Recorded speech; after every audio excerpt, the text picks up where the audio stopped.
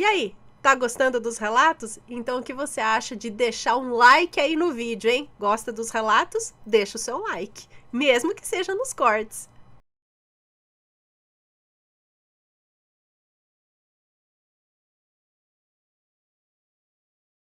E vamos que vamos com o relato de hoje, que é este daqui. Maledite fez trabalho pesado para minha avó perder o bebê. Maledite, para não falar outra coisa. Olá, Ana e assombrados, como estão todos? Tudo jóia, tudo jóia. Espero que bem. Me chamo fulana. Ah, tá, já tá fictício aqui, mas tudo bem.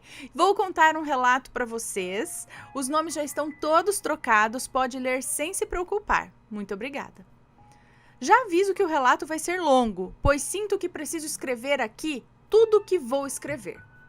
E podem acreditar, é tudo verdade.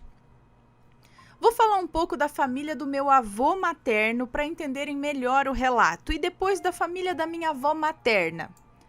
Meu avô Edgar nasceu no Brasil.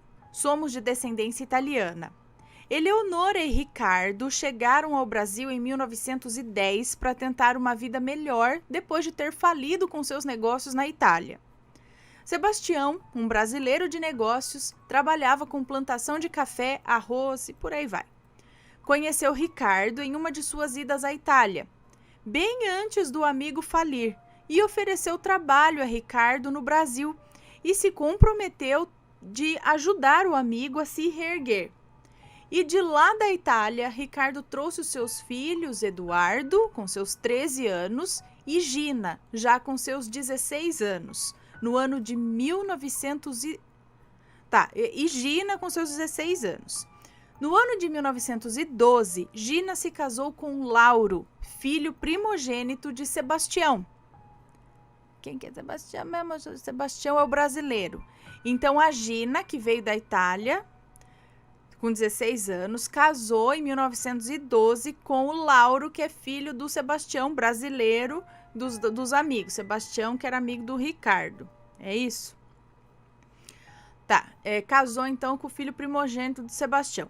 Os homens da família de Sebastião eram militares e os que iam nascendo também se tornavam militares, como se fosse um negócio de família. Eleonora também vinha de uma família de militares. As duas famílias faziam muito gosto do casamento entre Gina, agora com 18 anos, e Lauro, com 23 anos. Em 1913, um ano após o casamento, Gina deu à luz a um menino, Edgar, o meu avô. A família de Gina, com a ajuda da família de Lauro, agora já estabilizada no Brasil, crescia cada vez mais nos negócios. Não vou citar aqui os dois sobrenomes de ambas as famílias para não serem identificadas. Mas a família de Lauro tinha muitas e muitas propriedades e a família de Gina estava indo no mesmo caminho, pois tinha apoio do amigo que agora era seu parente. Os anos se passaram e Edgar ingressou no exército para orgulho de seus pais e de seus avós também. Mostrava interesse nos negócios da família e certo dia seu pai, Lauro, apresentou a ele uma viúva chamada Maledite. Filha de um coronel, que também era viúva de um coronel. Peraí que eu confundi, agora estou confundindo, vamos com calma. Certo dia, seu pai Lauro apresentou a Edgar, uma viúva chamada Maledite, que era filha de um coronel, e a viúva chamada Maledite, que era filha de um coronel, e ela também era viúva de um coronel, é isso? Ela era filha de coronel e viúva de um coronel. Maledite já tinha os seus 32 anos. Mas quantos anos tinha o Edgar, que agora eu fiquei perdido? Não sei, o tempo passou, né? Maledite já tinha seus 32 anos e ficou encantada com Edgar, principalmente pelo sobrenome que Edgar carregava. A família de Edgar fazia muito gosto da união do filho com essa viúva de olhos azuis e boa família, mas o que eles não sabiam era que Edgar estava de olho mesmo em outra moça, Elisa, moça humilde, que ganhava a vida junto com a mãe, Maria, lavando e costurando roupas de soldados, enquanto seu pai, Marcos, se matava o dia todo em uma bodeguinha que Maria acabou herdando de sua mãe, Daniela, e de seu pai, Carlos. Elisa era descendente de índios. Sua avó, Daniela, era índia e foi adotada por João, um senhor dono de uma fazenda. Ela foi educada e criada como filha dele, até que ele casou-se com uma megera que odiava Daniela e teve seu primogênito. Então Daniela se envolveu com um empregado de João, Carlos, que era um de seus capatazes, e engravidou de Maria. Ai, eu fiquei confusa de novo. Gente do céu, é muito nome, muita gente que eu tô confusa. Peraí, Daniela era índia e foi adotada por João, que era um senhor dono de uma fazenda. Ela foi educada e criada como filha do João, até que o João casou com a Daniela, que era uma megera, e aí ele teve... Maria acabou... Mas era Daniela também? Gente, eu fiquei perdida agora aqui. Enquanto o pai Marcos se matava de uma bodeguinha, Maria herdou da mãe Daniela. Tá voltando a história. E do pai Carlos. Ah, tá. Elisa era descendente de índio. A avó, que era índia, Daniela, que tinha sido adotada por João, dono da fazenda. Aí a megera odiava Daniela, teve o primogênito. Daniela se envolveu com o empregado de João. Ah, o João que pegou ela para criar, o empregado dele era o Carlos, que era o capataz. E quem que engravidou de Maria? O capataz? Mas... João deu a eles uma casa em sua fazenda e dava ao casal uma boa quantia. Ah, engravidou de Maria era filha. O que era Maria mesmo? Ah, que é a mãe da Elisa. Oh, meu Deus do céu. Tô confusa. E engravidou aí ela engravidou e teve Maria, é isso. João deu a eles uma casa em sua fazenda e dava ao casal uma boa quantia para que vivessem bem todo mês. Quantia essa que Daniela passou a guardar enquanto Carlos pegava seu salário e abria seu próprio negócio, que era aquela bodega na cidade. Bodega é tipo um barzinho, acho que é isso, um bar. João acabou caindo doente por conta de uma pneumonia e veio a falecer. Na cidade, deixou para Daniela uma casa, porém a megera de sua esposa não sabia dessa casa. Nem esperou João ser enterrado direito e jogou Daniela e Carlos e a pequena Maria na rua. Carlos pegou a esposa e a filha e foram para a casa herdada de João. Daniela passou a lavar e costurar para os soldados na Vila dos Soldados, onde os soldados que vinham de outras cidades, com ou sem suas famílias, ficavam alojados. Assim, Maria foi crescendo e seguiu a mesma profissão da mãe, até que cresceu, se casou com Marcos, que trabalhava na bodega de seu pai, e logo veio então Elisa, minha avó, nascida em 1920. Gente, que beleza saber toda essa história da família. Eu não sei tudo isso, não. Eu só sei malemar que jeito que meus avós surgiram no mundo, mas de resto eu não sei muito, não.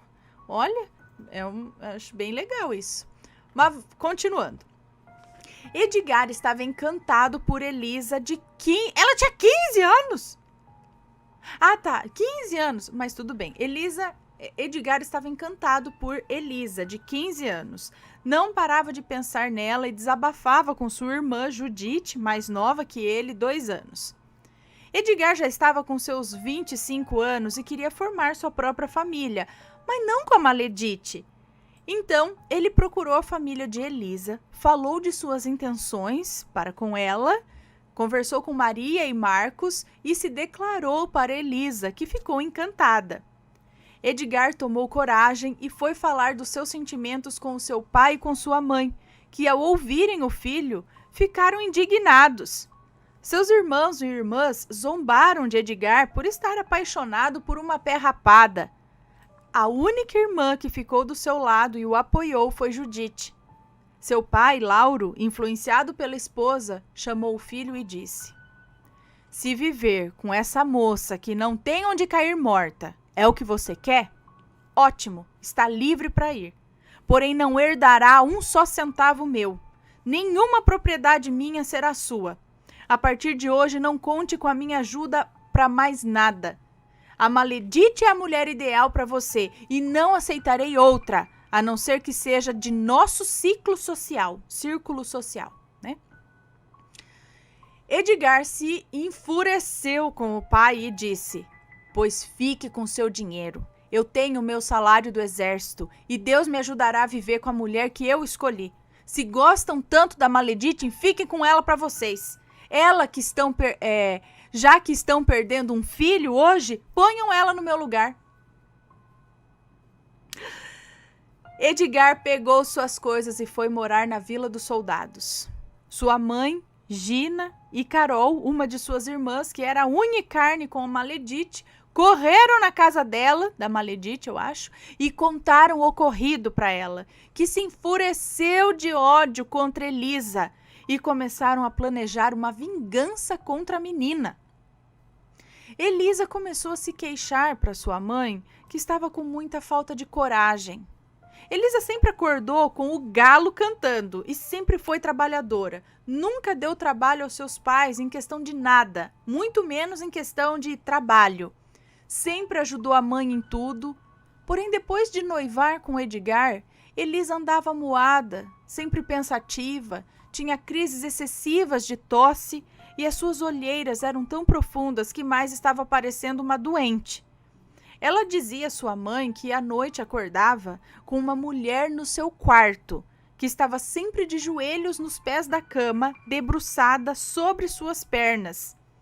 Ela podia até sentir o peso dessa mulher sobre suas pernas, e quando ela levantava para pegar a lamparina, aquela mulher desaparecia.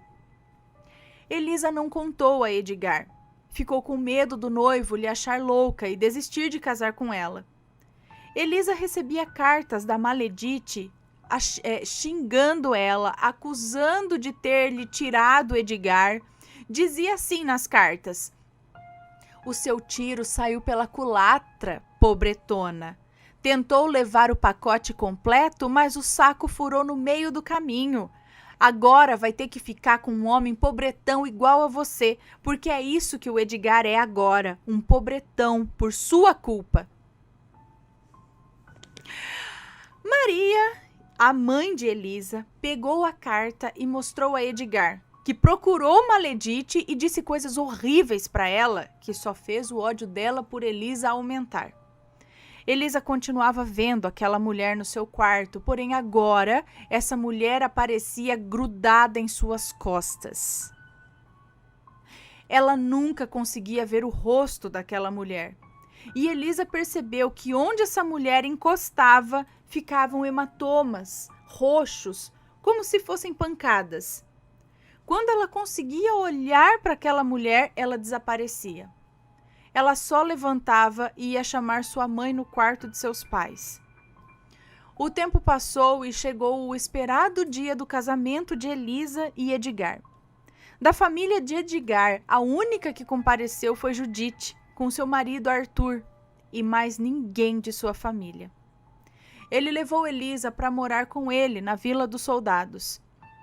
Elisa continuou lavando e costurando, e Edgar recebendo seu salário do exército.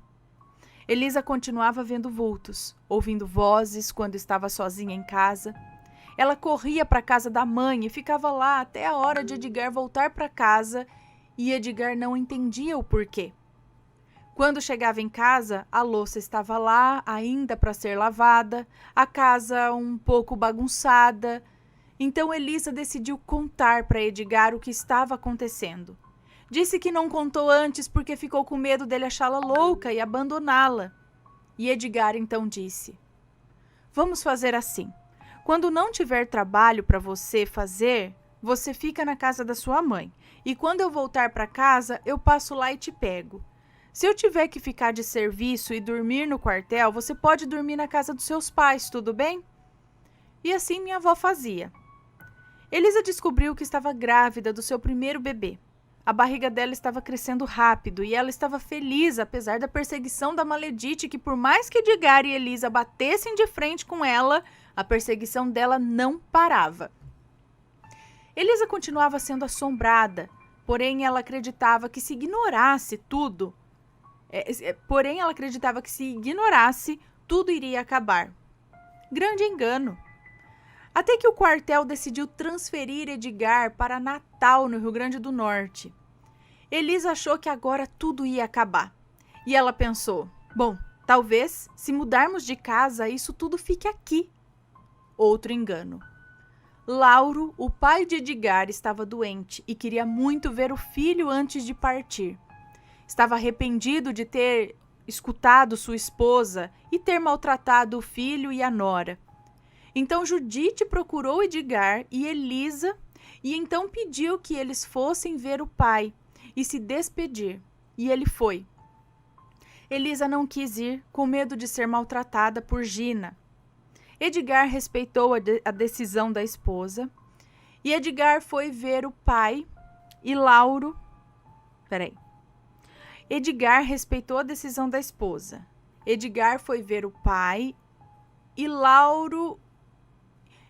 Lauro é o pai, tá. Edgar foi ver o pai e então Lauro e ele, né, ele e o pai, fizeram as pazes. E ele se despediu de seu pai para partir para Natal. Quando estava indo embora, deu de cara com a Maledite, que estava na sala conversando com Gina e Carol. Maledite levantou e começou a dizer coisas horríveis para Edgar sobre Elisa e gritou que um dia Edgar se arrependeria de ter preferido uma pirralha ao invés dela e que ele nunca seria feliz, pois se não fosse dela, ele não seria de mais ninguém. Gina sequer olhou na cara do filho. Edgar ficou muito magoado com a atitude da mãe e da irmã Carol e foi embora sem nem revidar as agressões verbais da Maledite. Elisa já estava com seus 8 meses de gestação quando chegaram na nova cidade e na nova casa. Passaram 3 dias e Elisa não via nada, nada daquela mulher, nada de assombrações. Edgar então resolveu pegar um bico à noite, onde ele ficava vigiando os barcos no porto que ficava próximo à Vila dos Soldados de Natal. Elisa ficou sozinha em casa, porém estava tranquila, já que há 3 dias não via nada. Então ela lavou a louça, arrumou a cozinha, foi se deitar. Quando deitou, ela começou a ouvir alguém varrendo a casa. O barulho da vassoura se aproximava do quarto. Elisa se cobriu dos pés à cabeça e pensou, ai meu Deus, aqui não, por favor. O barulho da vassoura varrendo parou e aquela presença entrou no quarto. Elisa estava com tanto medo que se encolheu na cama e quase colocou o joelho no queixo. Aquela presença pesada tomava conta do quarto e Elisa ali embaixo do lençol tentando tomar coragem para sair dali e correr. E ela sentiu quando aquilo pegou na sua perna e ela sentiu uma pressão, como se algo sugasse a sua perna. Ela então tomou coragem, tirou o lençol da cabeça e quando olhou para os pés da cama, aquela mulher estava sugando a perna dela. Sugando com a boca mesmo, será?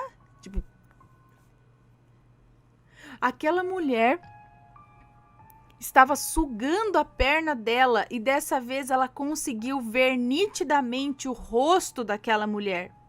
E era uma criatura horripilante. Tinha os dentes expostos, não tinha lábios. Os olhos eram brancos, como se ela fosse cega. E quando Elisa gritou, aquela mulher olhou para ela e desapareceu.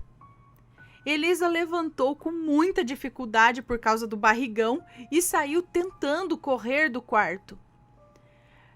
Elisa ouviu passos pesados correndo atrás dela e quando ela abriu a porta para sair de casa, para pedir ajuda, aquela coisa pulou nas costas de Elisa e envolveu as pernas em volta da barriga. Credo! E envolveu as pernas em volta da barriga de Elisa, apertando, e colocou a boca no pescoço dela, e o peso nas costas de Elisa era tão grande que ela começou a se curvar para frente involuntariamente. E ela ficou nessa posição sem conseguir se mexer ou falar por uns 3 minutos. Mas para ela pareceu uma eternidade. até que um soldado que vinha voltando para casa com sua esposa viu Elisa. Então o casal se aproximou para ver o que estava acontecendo. Eles falavam com Elisa e ela não respondia, ela só chorava e fazia sons de gemidos. Então aquele soldado disse para sua esposa: Gabriela, fica aqui com a Elisa que eu vou chamar o Edgar no porto agora. E ele foi. Quando Edgar chegou, ficou desesperado ao ver Elisa daquela maneira. Começou a gritar pedindo ajuda e então começou a chamar a Deus. E naquele momento Elisa começou a sentir aquela coisa deslizando pelas suas costas até que caiu no chão. E todos que estavam ali conseguiram ouvir aquela coisa pesada caindo no chão. E também podiam sentir um cheiro forte de mofo que naquele instante cessou. Elisa começou a gritar descontrolada, começou a chorar, dizendo que estava sentindo muita dor no ventre, e quando viram a bolsa dela havia rompido. Gabriela correu para buscar Dona Helena, que era uma parteira que morava ali perto. A parteira veio, fez o parto e era uma menina, a primogênita de Elisa, que nasceu morta. E estava cheia de hematomas, igual os que havia no corpo de Elisa. Elisa e Edgar ficaram arrasados. Edgar se culpava por ter deixado Elisa sozinha em casa. No outro dia, ela e Edgar, conversando com Gabriela e Dona Helena, enquanto preparavam o corpinho da bebê para o enterro, contou tudo, desde o início, para Dona Helena. Os vultos, a mulher que a sugava enquanto ela dormia. Dona Helena, além de ser parteira, também era sensitiva e disse para Elisa e para Edgar que se eles quisessem ela podia fazer um reparo, um tipo de trabalho para descobrir se aquilo era mandado por alguém. Pois ela disse que esse tipo de entidade que agia dessa forma eram obsessores que sugavam a energia vital de suas vítimas. E Edgar aceitou. Dona Helena disse que não cobraria nada, pois seria... ela disse que não cobraria nada, ela seria incapaz disso pelo fato deles terem acabado de passar por aquela dor de perder a filha primogênita. Dona Helena fez o reparo e descobriu tudo e contou para Edgar e para Elisa o seguinte: Meu filho, uma mulher cheia de ódio e de rancor fez um trabalho para enlouquecer a sua esposa para você largar dela. E assim que você largasse dela, ela faria um trabalho de amarração para você. Essa mulher se chama Maledite, e sua mãe e sua irmã sabem de tudo. Porém, quem agiu foi a Maledite. Quando você a ofendeu para defender sua esposa, ela se irou ainda mais contra sua esposa. Então, como você não largou dela, da esposa, ela decidiu tirar a felicidade dos dois, levando o seu bebê. Essa entidade que estava sugando a energia vital de Elisa foi direcionado também para o bebê, foi direcionada também para o bebê depois que Elisa engravidou. Por isso a bebê nasceu com os mesmos hematomas que Elisa tem no corpo. Edgar se enfureceu e queria se vingar, porém Elisa e Dona Helena lhe aconselharam a não fazer nada e deixar nas mãos de Deus, que tudo iria se colocar no seu devido lugar. Elisa escreveu uma carta para os seus pais contando tudo, e Edgar escreveu para sua irmã Judite. Judite era muito amiga de Elisa e adorava Edgar. Ela bateu em sua irmã Carol. Não bateu na mãe, pois apesar de tudo era sua mãe, né? Procurou a Maledite e também deu uma surra na cobra, que acabou confessando tudo embaixo de pancada. Que fez tudo aquilo por amor, que nunca ia querer ninguém como queria, que nunca ia querer ninguém como quis o Edgar. E depois disso, a única vez que Edgar voltou a ver sua mãe e sua irmã Carol de novo foi no enterro de seu pai Lauro. Porém, Gina ainda não aceitava a nora, Elisa, e Edgar acabou se afastando da mãe e dos irmãos, mantendo contato somente com Judite e o marido de Judite. Tempos depois, Maledite acabou perdendo também o pai, que tirou a própria vida por conta de uma depressão, depois que perdeu tudo por dívidas em jogos. Maledite ficou sozinha, sem marido, sem pai nem filhos chegou a ter. Ficou na miséria. Só tinha por ela a irmã caçula, que era casada com um sargento. Foi morar com a irmã e tentou roubar o marido da irmã. Porém, o cunhado não quis nada com ela, e ele e a irmã, de maledite, resolveram expulsá-la de casa, que logo depois foi obrigada a procurar trabalho e um lugar para ficar em uma casa de diversões para homens, se é que me entendem. Gina, depois da morte de Lauro, desenvolveu Alzheimer. Os filhos tomaram conta da herança de seu pai. Gina, depois da morte de Lauro, desenvolveu Alzheimer. Os filhos tomaram conta da herança de seu pai, Lauro. Judite foi a única filha que se ofereceu para cuidar da mãe, Gina. Os outros só se importaram em dividir parte de suas heranças. Carol, a irmã de Edgar, que se prestou a esconder o segredo da bruxaria que a Maledite fez contra Elisa, quando ficou viúva, já na velhice, os filhos tomaram tudo dela. Um foi para Veneza, outra para Dubai, e ela jogaram em um asilo para idosos, onde ela morreu. Judite e seus filhos ainda moram no Brasil. Já é viúva. Ela já é viúva e é a única que tem contato com a nossa família. Edgar, meu avô, morreu na década de 80. Elisa, minha avó, morreu em 2018, aos 96 anos. Em sua cama, quietinha, arrodeada de seus filhos e netos, cantando músicas do Inário para ela ouvir, pois ela se converteu e meu avô meu avô ficou tão magoado com a mãe que somente os 2 filhos mais velhos, minha tia e meu tio, são registrados com o sobrenome da Gina, a mãe dele, minha bisavó. Até seus últimos dias de vida, ela falava de meu avô com muita saudade e amor dele. Dá para ver que se amavam muito. Quando era viva, ela amava assistir os seus relatos comigo, Ana. Ela achava você muito bonita. E essa foi a história do meu avô e da minha avó. Tenho descendência italiana por parte do meu avô materno e descendência indígena por parte da minha avó materna. E tenho muito orgulho. Me perdoem por ter ficado longo o relato, mas senti que eu precisava contar isso tudo. Particularmente, apesar de tudo de ruim que aconteceu com os meus avós, eu acho a história deles muito bonita. Obrigada por ler meu relato, Ana. Amo muito seu canal. Beijos para você, para o Matheus e para os bebês. Ok. Que história interessante também. Maledite. No fim, ficou sem nada. Se tivesse largado mão, seguido a vida, encontrado outra pessoa, ia estar muito melhor. Mas não, né? Tentou roubar. Olha só, ainda tentou roubar o marido da irmã. Pra você ver que a pessoa não tem escrúpulo nenhum, não tem. Ai, cada história. Gente do céu, dava até uma novela, não dá? Nossa, muito legal saber toda essa história dos antepassados, né? Como eu disse, muito interessante. E aí, pessoal, alguém aí tem uma história desse tipo, alguma maledite na família atualmente ou até de antigamente? Manda o relato pra gente. Me conta, gostou do relato? Então o que você acha de deixar um comentário aqui embaixo, sempre com respeito, por favor. Além do like, é claro.